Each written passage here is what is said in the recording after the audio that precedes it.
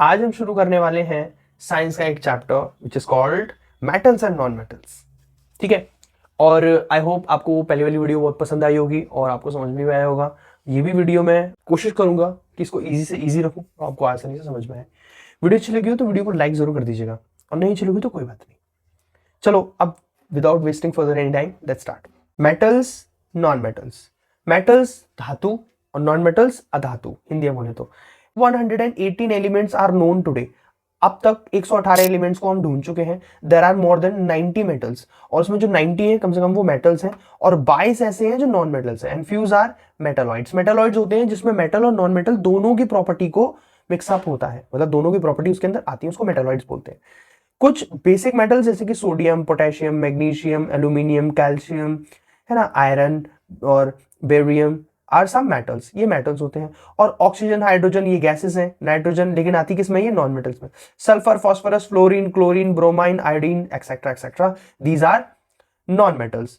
अब physical properties of metals कैसे कैसे होनी चाहिए, मेटल्स किसको हम मेटल में कंसिडर करेंगे, solids at a room temperature.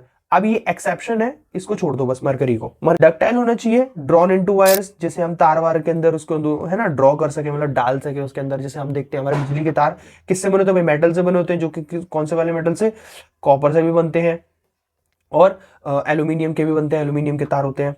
इसके बाद मेलेबल होना चाहिए, beaten into a thin sheet, उसको पीट पीट के उसको हम थिन शीट में कन्वर्ट कर सकें। इसके बाद सोनोरियस होना चाहिए, प्रोड्यूस साउंड मतलब साउंड प्रोड्यूस होना चाहिए उसके अंदर से। लस्टरस होना चाहिए, मतलब जैसे हम देखते हैं कि सोना चांदी है ना, और इन सब में हम देखते हैं कितनी चमक होती है, देखते हैं तो भाई हमें प्रॉपर्टी जो होती है, फिजिकल प्रॉपर्टीज होती है जो मेटल की कही जाती है। हैव हाई मेल्टिंग पॉइंट होना चाहिए, तो मेटल है। जैसे कि caesium and gallium have very low melting point, तो इनका एक एक्सेप्शन ये वाला मिल रहा है हमको। जनरली गुड कंडक्टर होने चाहिए, किस किसके, हीट के भी और इलेक्ट्रिसिटी के भी। हाँ भाई होते हैं, जो हमने देखा होगा हीटर्स वगैरह होते हैं, उसके अंदर कॉइल्स वगैरह लगाई जाती है ना, वो किसकी, मेटल्स की लगाई जाती है। तो गुड कंडक्टर ऑफ हीट और इलेक्ट्रिसिटी होते हैं। एक्सेप्ट लेड एंड मरकरी, अब ये एक्सेप्शन फिर से आ गया लेड और मरकरी को छोड़ के। Which are comparatively poor conductor, silver and copper. और copper are the best conductors. अब जो सिल्वर और कॉपर जो होते हैं वो बेस्ट कंडक्टर्स होते हैं। हैव हाई डेंसिटी, उसकी डेंसिटी हाई होनी चाहिए।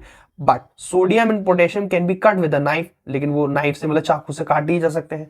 They have the low density, तो इनकी डेंसिटी कम होती है। तो बहुत सारे एक्सेप्शन भी है, ठीक है। Physical property of non metals, अब नॉन मेटल्स पे आ जाते हैं। ऑकर एज सॉलिड और गैस, अभी हमें सॉलिड में ही मिल सकते हैं और गैस में मिल सकते हैं। जैसे कि ब्रोमाइन इज लिक्विड, लेकिन जो ब्रोमाइन है जो हमें लिक्विड में मिलता है, ये नॉन मेटल है, ठीक है। Generally bad conductor of heat and electricity, ये bad conductor of heat of electricity होते हैं, लेकिन हमारा जो ग्रेफाइट भाई है ये अच्छा वो है, good conductor of electricity. Graphite a natural form of carbon, ये कार्बन की नेचुरल फॉर्म होती है और ये गुड कंडक्टर होता है। मतलब नॉन मेटल होने के बावजूद भी ये मेटल जैसी प्रॉपर्टी को रखता है अपने पास में। नॉन सोनोरियस होना चाहिए, मतलब उसके अंदर आवाज वगैरह नहीं आनी चाहिए। नॉन लस्टरस होना चाहिए, but only iodine has lustre, लेकिन जो आयोडीन होता है ना उसके अंदर लस्टर होता है, मतलब वो चमकदार होता है। Metals forms basic oxides like magnesium oxide, अब जो मेटल्स होते हैं वो बेसिक ऑक्साइड्स बनाते हैं, जैसे कि magnesium oxide MgO। While non metals form acidic oxides, लेकिन ये एसिडिक ऑक्साइड्स बनाते हैं एज एन एसिड रेन, जैसे कि अम्लीय वर्षा होती है ना। इसकी केमिकल प्रॉपर्टीज क्या क्या है, इसकी मेटल्स की।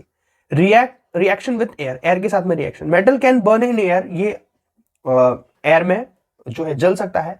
रिएक्ट और डोंट रिएक्ट विद एयर, या वो रिएक्ट करेगा या वो रिएक्ट नहीं करेगा। Metals plus oxygen equals to metal oxide. Some metals like sodium and potassium are kept immersed in a kerosene oil. कुछ ऐसे मेटल्स होते हैं जैसे कि सोडियम और हमारा पोटेशियम, इसको हमें केरोसिन ऑयल में डुबा के रखना पड़ता है as they react vigorously with the air and catch fire. और ये जैसे ही एयर के कांटेक्ट में आते हैं ये फायर कैच कर लेते हैं, मतलब आग लग जाती है इनके अंदर। Some metals like magnesium, aluminium, zinc, lead react slowly, ये धीरे धीरे रिएक्ट करते हैं विद एयर, हवा के साथ में, ऑक्सीजन के साथ में, and form a protective layer, और अपने इर्द गिर्द एक प्रोटेक्टिव लेयर क्रिएट कर लेते हैं। भाई वाह। मैग्नीशियम कैन ऑल्सो बर्न, ये भी हवा में बर्न हो सकता है, मतलब एयर में, with a white dazzling light to form its oxide, और लेकिन वो व्हाइट फ्लेम के साथ में जलता है और वो एक ऑक्साइड फॉर्म करता है। अब इसके बाद में iron and copper don't burn. अब ये आयरन और कॉपर ये दोनों बड़े ढीठ हैं, ये नहीं जलते। In air but combine with oxygen to form oxide, लेकिन ऑक्सीजन के साथ कंबाइन जरूर हो जाते हैं और ऑक्साइड फॉर्म कर लेते हैं। When heated iron filings burn with sprinkled over flame, when heated iron filings, जो आयरन फिलिंग्स जब जलती हैं, burn with sprinkled over flame. Metals like silver, अब कैसे मेटल्स, जैसे कि silver, platinum, gold, don't burn और रिएक्ट, तो ये भैया ना जलते हैं ना रिएक्ट करते हैं विद एयर, एयर के साथ में, जैसे कि सोडियम ऑक्सीजन, तो ये सोडियम ऑक्साइड, ठीक है। मैग्नीशियम ऑक्सीजन, मैग्नीशियम ऑक्साइड, और copper oxygen, copper oxide. Amphoteric oxide, ऐसे metals oxides which react with acid as well as bases। अब ऐसे मेटल ऑक्साइड्स जो एसिड के साथ भी रिएक्ट कर बैठे और बेस के साथ भी रिएक्ट कर बैठे, दोनों के साथ में रिएक्ट कर लें, उनको बोलते हैं हम amphoteric oxides. To form a salt and water, वो तो बनेगा ही बनेगा, ये तो हमें पता ही है। जैसे ये हो गया, अब ये इसके साथ में रिएक्ट कर रहा है, तो ये क्या बना रहा है, एक सॉल्ट और वाटर। अब दूसरी जगह यहां पर ये एसिड हो गया और ये यहां पर क्या हो गया, बेस हो गया, सोडियम हाइड्रोक्साइड। तो ये इसके साथ में रिएक्ट कर रहा है तब भी ये रिएक्ट कर ले रहा है, और इसके साथ में रिएक्ट कर रहा है तब भी ये रिएक्ट कर ले रहा है, मतलब दोनों के साथ में ही रिएक्ट कर पा रहा है, ठीक है। तो इनको बोलते हैं amphoteric oxides. Reaction with water, react with cold water, अब ठंडे पानी के साथ में रिएक्ट करने वाले मेटल्स जैसे कि सोडियम और पोटेशियम, कैल्शियम, पहले आता है मेटल्स। कैल्शियम जो है react with cold water, example sodium and potassium. React with hot water like magnesium. React with steam only, ये भाप से ही रिएक्ट कर जाते हैं, कौन से, आयरन हो गया और एल्यूमिनियम हो गया। तो हम देखते हैं जैसे अगर बारिश का मौसम होता है तो एटमॉस्फेयर में थोड़े से क्या होते हैं, वाटर पार्टिकल्स होते हैं, उसी से ही हमारे घर के दरवाजों में या हमारे विंडोज में जो लोहे के बने होते हैं उसमें जंग लग जाती है, क्योंकि वो रिएक्ट कर जाते हैं। इसके बाद में ये कुछ रिएक्शंस हो गए, ठीक है। सोडियम वाटर के साथ में रिएक्ट करने पर क्या बनाता है, सोडियम हाइड्रोक्साइड, और यहां पर हाइड्रोजन गैस भी बनाता है। इसका पोटेशियम वाटर के साथ में रिएक्ट करने पर क्या बनाता है, potassium hydroxide, calcium hydroxide, magnesium hydroxide, और ये hydrogen gas, hydrogen gas, hydrogen gas. In case of calcium and magnesium the metal starts floating due to the dumbbell of hydrogen gas strikes to its surface. तो इसमें क्या होता है, in case of calcium and magnesium the metal start floating due to the, अब ये ऊपर ना float करने लगते हैं, जैसे अगर इसको वाटर के साथ में रिएक्ट करवाना, floating due to the doubles of hydrogen gas sticking to its surface, तो वो उसकी सरफेस पे स्टिक कर जाते हैं और वो घूमते रहते हैं, घूमते रहते हैं, घूमते रहते हैं, ठीक है। ये एक और रिएक्शन हो गया। Try balance these chemical equations yourself, तो इनको केमिकल इक्वेशंस को इसको बैलेंस करने की कोशिश करो। बैलेंस करना आप लोगों ने पढ़ा होगा केमिकल कॉम्बिनेशन रिएक्शन वाले चैप्टर में, जो फर्स्ट चैप्टर है साइंस का, उसमें आपने पढ़ा होगा कि बैलेंस कैसे करते हैं। जैसे यहाँ एल्यूमिनियम का और यहाँ पर इसके दो हैं, ऑक्सीजन का यहाँ एक है, यहाँ ऑक्सीजन की तीन है, हाइड्रोजन के यहाँ दो है, तो यहाँ अगर हम ऐसे कर दें तीन, ठीक है, तो तीन इसके हो गए, अब ये तो 6 हो गए, हाइड्रोजन तो 6 हो गए, 3 2 6, और ऑक्सीजन 3 हो गए, तो हमें यहाँ भी 3 लगाना पड़ेगा। अब यहाँ भी हाइड्रोजन के 6 हो गए, एल्यूमिनियम का यहाँ 2 है तो यहाँ 2 लगा दो, ये हो गया बैलेंस। इतनी आसानी से बैलेंस कर सकते हो। दूसरा वाला आप करके बताओ मुझे कमेंट में, trying these balancing, okay. Reaction with dilute acid, अब डाइल्यूट क्या होता है, देखो किसी भी एसिड के अंदर ज्यादा पानी मिला दिया जाए तो वो डाइल्यूट हो जाएगा, बस सिंपल सी बात है। Metal with dilute acids, salt and hydrogen gas. Metal reacts with dilute hydrochloric acids and dilute sulfuric acid to form a salt and hydrogen gas.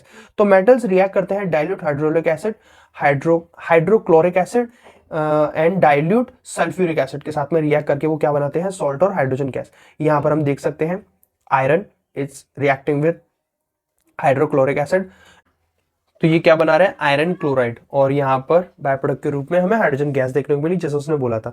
तो ये तो हो गया हमारा सॉल्ट जो है उसने बोला था। ऐसे ही मैग्नीशियम जो एसिड के साथ में रिएक्ट कर रहा है, जिंक हो गया, एल्यूमिनियम हो गया, सब रिएक्ट करते जा रहे हैं और ये हाइड्रोजन गैस बनाते जा रहे हैं, ठीक है। कोई इतनी मुश्किल चीज नहीं है, सिंपल सा रिएक्शन है भाई। आगे देखते हैं, कॉपर, मर्क्यूरी और silver don't react with dilute acid. बस 1 2 और ये 3 ये एसिड हीट है जो रिएक्ट नहीं कर रहे हैं डाइल्यूट एसिड के साथ में, जो यहाँ आपको देखने को भी नहीं मिला होगा। देखो कहीं पर भी आपको कॉपर वगैरह ये सब देखने को नहीं मिला होगा, कॉपर, मर्क्यूरी, सिल्वर वगैरह। Hydrogen gas is produce is oxidised to water when metals react with nitric acids, but magnesium and Mn react with very dilute nitric acid to evolve hydrogen gas.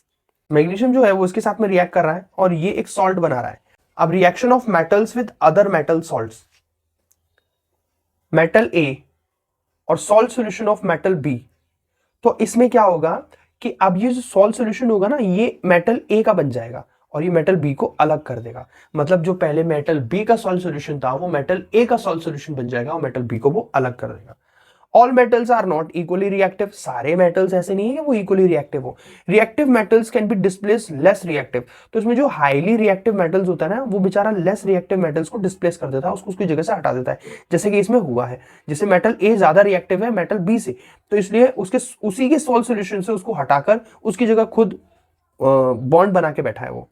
Metals from there compounds in solution, this forms the basis of reactive series of metals. तो ये किसके basis पर होता है? Reactive series के basis पर। यहां हम देख सकते हैं reactive series.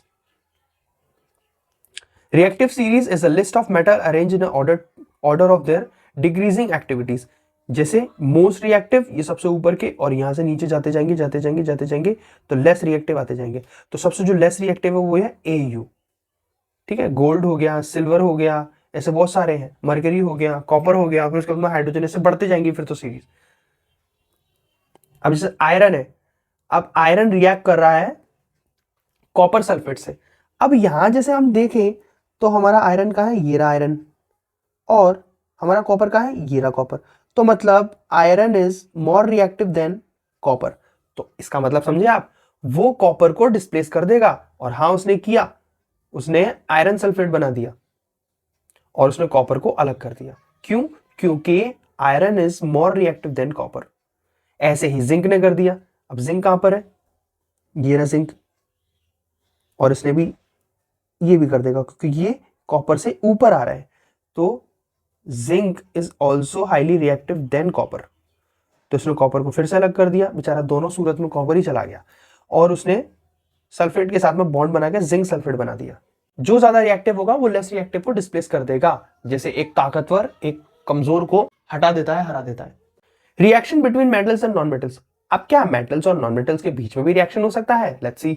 Reactivity of elements can be understood as a tendency to attain a completely filled valence shell. अब हम ये देखते हैं कि पहले कि उनकी टेंडेंसी क्या है, क्या वो उनकी टेंडेंसी है रिएक्ट करने वाली? तो चलो, atoms of metals can lose electrons from valence shells to form a cations. अब जो मेटल्स के जो एटम्स होते हैं ना, वो एक्चुअली इलेक्ट्रॉन्स को लूज करते हैं टू फॉर्म कैटायंस। कैटायंस कौन से वाले? पॉजिटिव वाले। Atoms of non metals gain electrons, ये लूज कर रहा है जो मेटल है, और नॉन मेटल गेन कर रहे हैं in valence shell to form anions, वो एनायंस कर रहे हैं जो कि नेगेटिव है। Opposite charge ions attract each other. अब ये दोनों अपोजिट चार्ज होने की वजह से ना मेटल्स और नॉन मेटल्स अट्रैक्ट हो रहे हैं। Opposite charge ions attract each other and are held by strong electrostatic forces of attractions forming a ionic bonds। तो इसलिए एक strong electrostatic force create कर रहे हैं अपने बीच में, और क्या? एक ionic bond create कर रहे हैं, ionic compound create कर रहे हैं, जैसे कि formation of magnesium chloride। अब magnesium chloride Mg2, अब इसके ऊपर ये जो 2 लगा हुआ है ना, दिस इज कॉल्ड चार्जेस, और 2 अगर प्लस का है तो इसका मतलब ये है कि मैग्नीशियम ने 2 इलेक्ट्रॉन्स क्या करे हैं? बिल्कुल सही, लूज किए हैं। अगर माइनस का लगा होगा तो समझ लो गेन किए हैं। हाँ जी हाँ, उल्टा है यहां पर। अगर प्लस लगा है तो उसने लूज किए हैं, और माइनस लगा है तो उसने गेन किए हैं। तो इसका जो कॉन्फ़िगरेशन होगा वो कुछ इस तरह से होगा, 8 और 2 10 और 2 12। तो इसका एटॉमिक नंबर होता है 12। तो 2 तो इसके नीचे अंदर वाले शेल में आ गए, 2 यहां आ गए, 8 इसके बाहर वाले शेल में आ गए, ठीक है। अब इसके जो सबसे बाहर एकदम आउटर मोस्ट है उसमें 2 रह गए। अब ये 2 क्या करेगा? अब इसको चाहिए कितने? इसको बैलेंस करने के लिए 6 चाहिए, तो 6 तो गेन नहीं कर सकता, तो ये क्या करेगा? ये 2 भी वो लूज कर देगा। इसलिए इसके ऊपर +2 वाला चार्ज आया है। ये जो +2 आया ना, इसलिए ये चार्जेस है। अब इसको क्या करेगा? इसको क्या चाहिए? इसको देखो, इसका कॉन्फ़िगरेशन क्या है? इसके फ्रंट वाले शेल में 2 हो गए, आउटर वाले में 8 हो गए पूरे, मतलब ये बैलेंस हो गया, और उससे बाहर वाले में क्या होगा? 7 है। तो इसको कितने चाहिए? इसको सिर्फ 1 चाहिए। तो ये क्या करेगा? 1 गेन कर लेगा उससे, 1 उससे ले लेगा, मतलब ये बॉन्ड बना लेगा। तो मैग्नीशियम और क्लोरीन, ये दोनों आपस में इसी तरह से एटम्स को शेयर कर कर बॉन्ड बना सकते हैं, बना लेते हैं। जैसे मैग्नीशियम था, ठीक है, तो इसके पास तो कितने थे, 2 थे, और क्लोरीन को कितना चाहिए था, क्लोरीन को सिर्फ एक ही चाहिए था। तो क्लोरीन, मैग्नीशियम ने बोला कि क्लोरीन भाई, एक तुझे चाहिए तो तेरे जैसा एक और भाई होगा, उसको भी चाहिए होगा एक और, तो तू एक काम कर, उसको भी ले आ। तो क्लोरीन खुद भी आ गया और अपने जैसा एक और भाई लिया है जिसको एक और इलेक्ट्रॉन की जरूरत थी। तो मैग्नीशियम के पास 2 थे, तो मैग्नीशियम ने एक इसको दे दिया और एक इसको दे दिया। अब इसके पास से डिस्ट्रॉय हो गया, इसके पास 0 अंडा रह गया, इसके पास कुछ नहीं रह गया। तो 2 Cl इसमें यूज हुए, तो यहां लगाएंगे हम Cl2, और मैग्नीशियम एक ही है तो मैग्नीशियम। ये हमारा फॉर्मूला बन गया मैग्नीशियम क्लोराइड का। आयोनिक कंपाउंड्स की प्रॉपर्टीज क्या क्या होती हैं? Are solid and mostly brittle, ये सॉलिड होते हैं। हैव हाई मेल्टिंग पॉइंट, इनका जो मेल्टिंग पॉइंट होता है बहुत हाई होता है, एंड बॉइलिंग पॉइंट भी। Most energy is required to break the strong inter ionic attraction, इनका इंटर आयोनिक अट्रैक्शन को तोड़ने के लिए बहुत एनर्जी की आवश्यकता होती है, मतलब जिससे ये बने होते हैं इस तरह से। जनरली सॉल्युबल इन वाटर, आमतौर पर ये पानी में घुल जाते हैं, and insoluble in kerosene and petrol, लेकिन ये केरोसिन और पेट्रोल में ना के बराबर घुलते हैं, और लेकिन घुलते ही नहीं होंगे। Conduct electricity in solution and in molten state, ये पिघले हुए ये सॉल्यूशन में उनके अंदर ही इलेक्ट्रिसिटी कंडक्ट कर सकते हैं। In both cases free ions are formed and conduct electricity, जो फ्री आयंस होते हैं ना वो भी इलेक्ट्रिसिटी कंडक्ट कर सकते हैं। They are also good conductor of electricity. तो रिकैप में आप देख चुके होंगे कि मैंने ये सारी चीजें आपको पहले ही पढ़ा दी थी। अब हम आ जाते हैं ऑक्यूरेंस ऑफ मेटल्स, मेटल्स को कैसे प्राप्त किया जाता है, उसको कैसे निकाला जाता है जमीन के अंदर से। तो जैसा कि मैंने पहले ही आपको बता दिया है कि जितने भी मेटल्स होते हैं वो सारे जमीन में ही मिलते हैं, लेकिन जमीन में वो प्योरेस्ट फॉर्म में नहीं मिलते, वो ओर्स फॉर्म में मिलते हैं, मतलब अनप्योर फॉर्म में। तब उनको एक्सट्रैक्ट करके एकदम प्योरेस्ट फॉर्म में लाना, वो एक पूरा प्रोसेस होता है जो हम इसमें पढ़ेंगे। Minerals, elements of compound occurring naturally are minerals. तो ऐसे एलिमेंट्स के कंपाउंड जिसको हम प्राप्त करते हैं नेचुरली, उनको मिनरल्स बोलते हैं। Ores, minerals from which metals can be profitably extracted is an ore. अब मिनरल्स के अंदर से एक प्रॉफिटेबल चीज निकालना, एक मेटल्स की एक प्रॉफिटेबल चीज निकालना, इसको हम ओर्स कहते हैं। ठीक है, ओर से ही आपका फाइनल मेटल निकलता है। फॉर एग्जाम्पल, जैसे कैसे कैसे ओर्स होते हैं, सल्फाइड हो गया, ऑक्साइड ओर्स हो गया, कार्बोनेट ओर्स हो गया। तो ये सारे ओर्स होते हैं, इनके अंदर से जो प्योरेस्ट फॉर्म होती है ना मेटल की, वो निकाली जाती है एट द एंड। ठीक है, अब आगे देखते हैं metals at the bottom of activity series like gold. अब जो रिएक्टिविटी सीरीज, जैसे कि एज यू कैन सी, आप देख सकते हैं इसमें जो सीरीज में gold, platinum, silver, copper generally occurs in the free state, तो ये तो हमें फ्री स्टेट में मिल जाते हैं, मतलब एकदम प्योरेस्ट फॉर्म में मिल जाते हैं। But copper and silver also occurs in sulphide and oxide ores. लेकिन सिर्फ ये दो है ना, जो कॉपर और सिल्वर, ये हमें सल्फाइड और ऑक्साइड ओर्स के फॉर्म में भी मिलता है। जो मीडियम रिएक्टिविटी सीरीज के मेटल्स हैं, जैसे कि जिंक, जैसे कि आयरन, जैसे कि lead etcetera, occurs mainly as oxide, ये ज्यादातर ऑक्साइड्स की फॉर्म में मिलते हैं, सल्फाइड्स की और कार्बोनेट्स की फॉर्म में मिलते हैं। Metals of highly reactivity series, अब जो बिल्कुल हाई रिएक्टिविटी सीरीज में होते हैं, जैसे कि potassium, sodium, calcium, magnesium, aluminium are very reactive and thus found in combined state. तो ये कंबाइंड स्टेट में मिलते हैं, मतलब सारी स्टेट में मिले हुए स्टेट में मिलते हैं, कंबाइंड एकदम मिले हुए, मतलब वो सल्फाइड में भी हो सकते हैं, ऐसे ऑक्साइड में भी हो सकते हैं, है ना, इस तरह से। आगे देखते हैं हम गैंग। गैंग क्या है? Ores are naturally found mixed impurities like, अब ऐसे ओर्स जो एकदम इम्प्योर होते हैं, लाइक उसमें क्या क्या मिक्स होता है, जैसे कि सॉइल होगी, मिट्टी, सैंड, रेत एक्सेट्रा, आर कॉल्ड गैंग। उनको गैंग बोलते हैं, बहुत ज्यादा गंदे होते हैं वो, उनको प्रोसेस करके उनके अंदर से साफ साफ मेटल निकाला जाता है। The gang is removed from the ores, तो जो गैंग होता है ये ओर्स से रिमूव किया जाता है। The gang is removed from the ores, तो जो जितनी मिट्टी विट्टी होती है सब ओर्स के अंदर से निकाल दी जाती है। Okay, metallurgy, step wise process of obtaining metals from its ores. ये मेटलर्जी मतलब होता है एक स्टेप वाइज प्रोसेस होता है जिसमें हम मेटल को प्राप्त करते हैं, किससे? ओर्स से, उसके ओर्स से लेते हैं। एनरिचमेंट ऑफ ओर्स, ऐसा कुछ भी जिसमें बहुत ज्यादा ओर हो, ठीक है, ऑब्टेनिंग मेटल फ्रॉम एनरिच्ड ओर, और इन्हीं के अंदर से हम मेटल्स को निकाल पाते हैं। Refining of impure metals to obtain pure metals, अभी रिफाइनिंग करते हैं, फिर इसको रिफाइन करते हैं, मतलब प्योर करते हैं इसको फैक्ट्रीज में। Extracting metals low in activity series. अब ये एक्टिविटी सीरीज के अंदर जो लो मेटल्स होते हैं उनको कैसे हम एक्सट्रैक्ट करते हैं, by heating the ores in air at high temperature. ठीक है, तो किसी भी ओर को जब हम हाई टेम्परेचर पर गर्म करते हैं एयर में, मरकरी फ्रॉम सिनेबार। अब सिनेबार एक तरह का ये पत्थर होता है जिसके अंदर से हम मरकरी निकालते हैं। जब हम मरकरी सल्फाइड को O2 मतलब ऑक्सीजन की प्रेजेंस में जब हम इसको बहुत ज्यादा गर्म करते हैं हाई टेम्परेचर पर, जैसे यहाँ पे लिखा हुआ है हाई टेम्परेचर पर गर्म करते हैं, तो मरकरी ऑक्साइड बन जाता है और बाय प्रोडक्ट के रूप में हमें सल्फर डाइऑक्साइड गैस देखने को मिलती है। ये एक जो प्रोसेस होता है एक्सोथर्मिक होता है इसीलिए।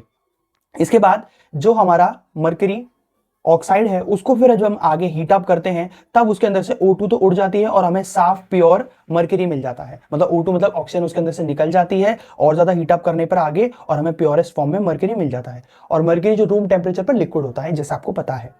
Copper from copper sulphide. अब ये कॉपर हो, कॉपर सल्फाइड से उसको कैसे प्राप्त करते हैं, तो ये कॉपर सल्फाइड है, इसको O2 की प्रेजेंस मतलब ऑक्सीजन की प्रेजेंस में जब हम इसको गर्म करते हैं तो ये कॉपर ऑक्साइड बन जाता है और ये कॉपर ऑक्साइड और ये आगे जाके बाय प्रोडक्ट के रूप में सल्फर डाइऑक्साइड अलग हो जाती है। फिर आगे हम कॉपर ऑक्साइड और कॉपर सल्फाइड को जब हम आगे हीट अप करते हैं, रिएक्ट करवाते हैं, तो इसमें से कॉपर अलग हो जाती है और सल्फर डाइऑक्साइड मतलब अलग हो जाती है। तो इस तरह से ये सारा प्रोसेस काम करता है। प्लीज आप, मैं कहूंगा आप इन सारी इक्वेशंस को बार बार लिखकर याद कर लीजिएगा, ज्यादा मुश्किल नहीं है। बस हमें ये देखना है कि भैया किस से रिएक्ट करके और किस प्रोसेस के थ्रू इसमें से क्या अलग हो रहा है। ठीक, बस आपको इतना ध्यान रखना है। अब एक्टिविटी सीरीज में जो मिडिल में आते हैं जो मेटल्स, उनको कैसे हम वो करते हैं। Metals are easier to obtain from oxide ores. Oxide ores से किसी मेटल को प्राप्त करना बहुत आसान होता है। Thus sulphide and carbonate ores are converted into oxide. इसलिए सल्फाइड और कार्बोनेट के ओर्स जो होते हैं पहले उनको ऑक्साइड में कन्वर्ट किया जाता है। Metals are heated strongly in the excess of air. Air की बहुत ज्यादा एक्सेस में फिर मेटल्स को बहुत ज्यादा हीटअप किया जाता है, इसको बोलते हैं हम रोस्टिंग। और ये रोस्टिंग किस में काम आता है, जिंक सल्फाइड हो गया और ये हो गया ऑक्सीजन, इसको हम हीटअप कर रहे हैं तो आगे जाके ये बन गया जिंक ऑक्साइड और सल्फर डाइऑक्साइड अलग हो गई। Metals are heated strongly in limited or no supply of air. अब ये कैलकुलेशन क्या होता है, कैलकुलेशन तब होता है जब हम किसी मेटल को गर्म तो करते हैं लेकिन किसमें, नो सप्लाई ऑफ एयर या लिमिटेड में, या तो हम थोड़ी थोड़ी एयर देंगे या बिल्कुल ही एयर नहीं देंगे उसको। तो इससे क्या बनता है, जैसे कि ये आ गया हमारा जिंक कार्बोनेट। अब ये कार्बोनेट में क्या होता है, ये कार्बोनेट आता है कैल्किनेशन में, ठीक है, और सल्फाइड आता है रोस्टिंग में, ठीक है। और इसको बोलते हैं कैल्किनेशन, उसको बोलते हैं रोस्टिंग। रोस्टिंग किसमें होती है, सल्फाइड में होती है, और कैल्किनेशन कार्बोनेट में होती है, ठीक है। बस आपको ये ध्यान रखना है। तो जिंक कार्बोनेट हीटअप करेंगे इसको, जिंक ऑक्साइड बन जाएगा, और कार्बन डाइऑक्साइड एक्सोथर्मिक रिएक्शन है तो वो अलग निकल जाएगी कार्बन डाइऑक्साइड। समझ में आया। इसके बाद रिडक्शन ऑफ मेटल ऑक्साइड। अभी रिडक्शन क्या होता है, आपने पढ़ा होगा ये term, using a Coke not a Coca Cola. Coke is a reducing agent. Coke एक रिड्यूसिंग एजेंट होता है, जैसे कि जिंक ऑक्साइड प्लस कार्बन। अब ये कार्बन की ही एक क्या होती है, कार्बन की एक ब्रांच होती है, कार्बन की एक टर्म होती है, ठीक है, कार्बन का ही एक हिस्सा माना जाता है ये कोक। तो जब जिंक ऑक्साइड और कार्बन को रिएक्ट करवाया जाता है, मतलब कोक को रिएक्ट करवाया जाता है और हीटअप किया जाता है, तो ये जो होता है ना, ये रिड्यूसिंग एजेंट होता है। रिड्यूसिंग एजेंट मतलब ये इसके अंदर से ऑक्सीजन को निकाल कर और अपने साथ में कर लेता है, और ये कार्बन ऑक्साइड बन जाता है, जिसको हम मोनो ऑक्साइड भी कहते हैं, ठीक है। कार्बन में इसने जिंक के अंदर से ऑक्सीजन को रिमूव कर दिया और अपने साथ ले लिया ये, तो इसको क्या बोलेंगे, इसको बोलेंगे रिड्यूसिंग एजेंट। तो क्योंकि इसने रिड्यूस कर दिया और ये जिंक अलग हो गया और ये कार्बन मोनोऑक्साइड बन गया, जो कि एक जहरीली गैस टाइप की मानी जाती है, ठीक है। इसके बाद यूजिंग अ डिस्प्लेसमेंट रिएक्शन, ये आपने पहला जो चैप्टर है साइंस का उसमें ही पढ़ा होगा। Using a displacement reaction, highly reactive metals like sodium, calcium and aluminium are used to displace metals of lower reactivity from their compound। जब भी कोई lower reactivity का मेटल होता है और वो अपने कंपाउंड में होता है, तो जो हाईली रिएक्टिविटी मेटल होता है ना, वो उसको उसके कंपाउंड से रिप्लेस कर देता है, मतलब उसको उसकी जगह से हटा देता है। अब ये आयरन 3 ऑक्साइड है जो एल्यूमिनियम के साथ रिएक्ट कर रहा है। अब इसमें जो ज्यादा हाईली रिएक्टिव होगा वो लेस रिएक्टिव को रिप्लेस करके उसकी जगह ले लेगा। जैसे इसने आयरन को, अभी एल्यूमिनियम जो है वो आयरन से हाईली रिएक्टिव है, तो इसलिए उसने आयरन को अलग कर दिया और ऑक्सीजन के साथ में उसने बॉन्ड बना लिया। इस तरह से बाय प्रोडक्ट में heat as in the above reaction molten iron is formed and is used to join railway tracks. अब इसमें क्या होता है कि मोल्टन, इस रिएक्शन में जो मोल्टन आयरन होता है formed and used is to join railway tracks, railway tracks वगैरह बनाने में काम आता है, उसको यूज किया जाता है। This is called a thermite reaction, इसको थर्मिट रिएक्शन बोलते हैं। Extract metals at the top activity series. अब जो टॉप में आते हैं ना, जो एक्टिविटी सीरीज में, वो मेटल्स को कैसे एक्सट्रैक्ट करते हैं। These metals have more affinity for oxygen than carbon, affinity जो ना ऑक्सीजन की वो कार्बन से ज्यादा होती है, are obtained by electrolytic reductions, sodium is obtained by electrolysis of its molten chloride NaCl, तो Na प्लस और Cl इस तरह से, मतलब इसको किस तरह से प्राप्त किया जाता है, ये एक प्रोसेस होता है, ये मैं बताऊंगा। इलेक्ट्रोलाइटिक रिडक्शन और इलेक्ट्रोलाइसिस वगैरह ये क्या टर्म्स होती हैं ये मैं आपको समझाऊंगा। ये एक पूरा प्रोसेस होता है बेसिकली किसी मेटल्स को रिफाइन करने का। When electricity is passed through the solution, metal gets deposited at the cathode and non-metals at anode। तो ये प्रोसेस के बारे में ही आपको बताया जा रहा है। इसमें से कैथोड और एनोड, तो कैथोड आपका माइनस है और एनोड आपका प्लस है। ये आपका कैथोड हो गया, ये आपका एनोड हो गया। एनोड जो होता है वो प्लस होता है और कैथोड जो होता है वो माइनस होता है। इसके अंदर से दो रॉड्स हो गई कॉपर की इस तरह से, ठीक है। अब एसिडिफाइड कॉपर सल्फेट सोल्यूशन यहाँ ये पूरा टैंक है। ये इंप्योरिटीज एनोड मड, ये एक इंप्योरिटीज है, मतलब ये गंदगी है जो यहाँ पर जमा हो चुकी है, कहां से निकल कर इंप्योरिटी, जैसे इसके अंदर बताया हुआ है। फ्रॉम एनोड कॉपर गिरी anode, from anode ions are released in the solution, ये सोल्यूशन में रिलीज होते हैं इक्विवेलेंट अमाउंट, बराबर अमाउंट में of copper from the solution is deposited at cathode, और ये कैथोड पर डिपॉजिट हो जाते हैं। Impurities contain silver and gold get deposited at the bottom of the anode as anode mud, और जो impurities होती है ना containing silver and gold get deposited at the bottom, और ये bottom पर जो impurities है गंदगी है वो नीचे जमा हो जाती है। इसके अंदर से देखो एक इसके अंदर की लगाई होती है, पास से दिखाता हूं, इसके अंदर एक की लगाई होती है, एक बैटरी होती है और यहां से सर्किट कंप्लीट होता है, मतलब इसके अंदर बिजली पास की जाती है, यहां से इलेक्ट्रॉन जाते हैं, जैसा आप देख सकते हैं यहां से इलेक्ट्रॉन जाते हैं। मतलब दो ऐसे कॉपर की रॉड्स लगाकर उसके अंदर एक बैटरी लगाकर और एक स्विच लगाकर ये सर्किट कंप्लीट किया जाता है और इसी सॉल्यूशन के अंदर बिजली पास करवाई जाती है, फिर ये पूरा प्रोसेस काम करता है। इसको हम बोलते हैं इलेक्ट्रोलाइटिक प्रोसेस। इलेक्ट्रोलाइटिक प्रोसेस भी बोलते हैं या रिफाइनिंग भी बोल सकते हैं, इलेक्ट्रोलाइटिक रिफाइनिंग। कोरोजन, कोरोजन क्या होता है? Metals are attacked by the substance in surroundings like moisture and acids. जब भी कोई मेटल्स उसके सराउंडिंग में प्रेजेंट मॉइस्चर एयर इनके कांटेक्ट में आता है तो वो कोरोड होने लग जाता है और वो आयरन 3 ऑक्साइड बनाता है विच इज Fe2O3। और silver is react with sulphur in air to form a silver sulphide and articles become a black. और जो सिल्वर के आर्टिकल्स वगैरह होते हैं, ज्वेलरीज वगैरह होती हैं, ये सल्फर के साथ में रिएक्ट करता है जो एयर के अंदर होता है to form a silver sulphide बनाता है और ऐसे करके जितने भी सिल्वर के आर्टिकल्स होते हैं वो ब्लैक दिखने लगते हैं। ऐसे ही कॉपर भी करता है। कॉपर क्या करता है? Copper react with a moist carbon dioxide in air, जो एयर के अंदर कार्बन डाइऑक्साइड प्रेजेंट रहती है और वो उससे क्या करता है, एक ग्रीन कोटिंग उसके ऊपर ला देता है, gains a green coat of a copper carbonate, और वो कॉपर कार्बोनेट की ग्रीन कोटिंग कहलाई जाती है। Iron acquires a coating of a brown flakes, और जो आयरन होता है उसकी थोड़ी अलग कहानी होती है, वो एक ब्राउन फ्लेक्स अपने ऊपर ला देता है जब भी वो कोरोड होता है या कोरोजन परफॉर्म करता है। तो brown flakes as you can see in the picture. Substance called rust, इसको रस्ट बोला जाता है। Both air and moisture are necessary for rusting of iron, तो आयरन की रस्टिंग के लिए मॉइस्चर भी जरूरी है और एयर भी जरूरी है, ठीक है। प्रिवेंशन ऑफ कोरोजन, अब हम इससे बचा कैसे सकते हैं, मतलब कैसे हम चीजों को बचा सकते हैं कि वो कोरोड ना हो, उसमें जंग ना लगे। Rusting of iron is preventing by the painting, paint कर सकते हैं, ऑयल कर सकते हैं, ग्रीसिंग, गैल्वेनाइजेशन एक प्रोसेस होता है, क्रोम प्लेटिंग और अनोडिंग एंड मेकिंग अलॉय, इन सारी चीजों से हम इसको प्रिवेंट कर सकते हैं। पेंटिंग मतलब उसके ऊपर पेंट कर सकते हैं। पेंट के अंदर प्रेजेंट होता है ऐसे, पेंट एक ऐसे केमिकल सब्सटेंसेस से बनाया जाता है जिससे वो एयर और वाटर के कांटेक्ट में आने से मेटल को रोकता है। ऑयलिंग भी सेम काम करता है, ग्रीसिंग भी सेम काम करता है, उसको एयर और मॉइस्चर के कांटेक्ट में आने से रोकता है। गैल्वेनाइजेशन भी यही काम करता है, क्रोम भी, एडोसिंग भी और एनोडिसिंग भी, एंड मेकिंग अलॉय। अलॉय में क्या होता है, जैसे कि एक मेटल है, मान लो जैसे वो बहुत ज्यादा हाईली रिएक्टिव है विद मॉइस्चर एंड एयर, तो उसके साथ में एक और मेटल को मिक्स किया जाता है जो कि मॉइस्चर और एयर के साथ में हाईली रिएक्टिव नहीं है, तो वो उसके साथ में मिलकर उसको एलॉय बना देता है और उस एलॉय से काम ये होता है कि वो फिर आगे जाके कोरोड नहीं होता और वो कोरोजन परफॉर्म नहीं करता। ऐसे करके दो मेटल्स को मिला के एक एलॉय बना दिया जाता है। गैल्वेनाइजेशन जो होता है, इसमें क्या होता है, आयरन और स्टील इज कोटेड, इसमें आयरन और स्टील के ऊपर जिंक की एक कोट चढ़ा दी जाती है, परत चढ़ा दी जाती है। Zinc is preferably oxidise than iron, तो वो क्या होता है, जिंक होता है ऑक्सीडाइज नहीं होता है, जिससे वो जंग नहीं लगती। अलॉय क्या होता है, these are the mixture of metals with the metals और नॉन मेटल्स, ये मिक्सचर होता है मेटल्स का और नॉन मेटल्स का। Adding small amount of carbon makes iron hard and strong, और थोड़ा सा कार्बन मिलाने से जो आयरन होता है वो हार्ड और स्ट्रॉन्ग बन जाता है। Stainless steel is obtain by mixing iron with निकल। स्टेनलेस स्टील कैसे मिलती है? जैसे ऐसी स्टील जिसमें जंग ना लगे, तो इसमें जब आयरन और निकल को जब हम मिलाते हैं और क्रोमियम को जब हम मिलाते हैं, it is hard and doesn't rust. और ये इतनी सख्त होती है, स्ट्रॉन्ग होती है और उसमें जंग भी नहीं लगती। क्यों? क्योंकि आयरन ही नहीं, इसके अंदर निकल और क्रोमियम भी मिला हुआ है, और निकल और क्रोमियम में खासियत होती है कि वो रस्टिंग परफॉर्म नहीं करते हैं, इसलिए तो इसको बोलते हैं एलॉय। एक या एक से ज्यादा मेटल्स का मिलना एलॉय कहलाता है। Mercury is added to other metals to make amalgam. अब मर्क्यूरी को और मेटल्स में मिलाया जाता है अमेलगम बनाने के लिए। अमेलगम भी अपने आप में एक एलॉय है, जिसमें भी हम मर्क्यूरी को मिलाते हैं। वो डिपेंड करता है कि हमने किस प्रोपोर्शन में मर्क्यूरी को मिलाया है। तो ये सॉफ्ट हो सकता है, हार्ड हो सकता है, या ऐसा हो सकता है, इसी को अमेलगम बोलते हैं।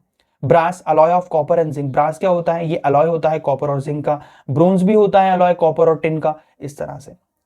इन brass and bronze melting point and electrical conductivity is lower than of pure metals. ये प्योर मेटल से इनकी जो इलेक्ट्रिक कंडक्टिविटी ना बहुत ज्यादा कम होती है, और मेल्टिंग पॉइंट भी इनका बहुत ज्यादा कम होता है ब्रास और ब्रोंज का, इसलिए इनको इलेक्ट्रिक वायर्स में यूज नहीं किया जाता है।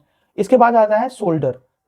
alloy of lead and tin has a low melting point and is used for welding electric wires। अब सोल्डर आपने देखा होगा, जिसमें इलेक्ट्रिशियन की दुकान पे वो आयरन जो यूज करता है ना, जैसे टाँके वाके लगाने में, इलेक्ट्रिक वायर्स के तार वार जोड़ने में, उसको, क्योंकि इसका मेल्टिंग पॉइंट बहुत ज्यादा लो होता है, मतलब ये हाल मेल्ट हो जाता है।